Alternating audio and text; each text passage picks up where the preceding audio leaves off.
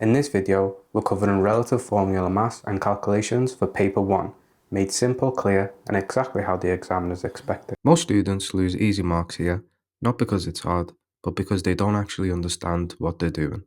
By the end of this video, that won't be you. Relative formula mass, or MR, is the total mass of all the atoms in a compound.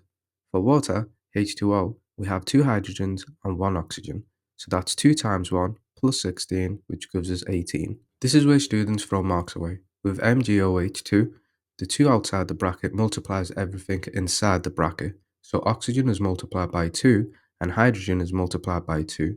That gives us 24 plus 32 plus 2, which equals 58. A mole is a fixed number of particles. 1 mole means 6.02 times 10 to the power of 23 particles. That number is huge, but the idea is simple. A mole is just a counting unit. Atoms are far too small to count one by one, so in chemistry, we count them in moles instead.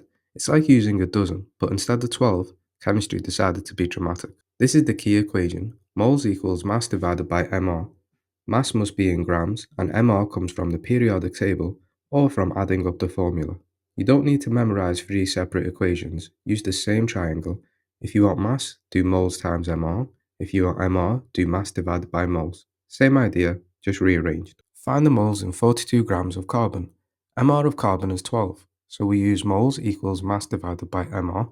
That gives 42 divided by 12, which equals 3.5 mol. Feel free to pause the video at this point, jot down any notes to ensure you fully grasp this solution. Now the reverse. Find the mass of 0.25 moles of zinc. mR of zinc is 65. Mass equals moles times mR, so 0.25 times 65 equals 16.25 grams. Here's a pattern that saves time. If the mass equals the mR, then you have exactly 1 mole. So because the mR of water is 18 grams of water is 1 mole. Units matter. Mass is measured in grams, moles are measured in mol. So don't just write 3.5, write 3.5 mol. Tiny detail, easy mark, don't donate it to the examiner. These are the big mistakes. Forgetting brackets, not multiplying atoms properly, using the wrong mR, and rearranging the equation wrong. Avoid these and this topic becomes much easier. This is the method that runs the rest of quantitative chemistry.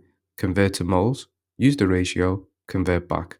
In the next video, we'll use this to answer proper exam questions. That's relative formula mass and moles done.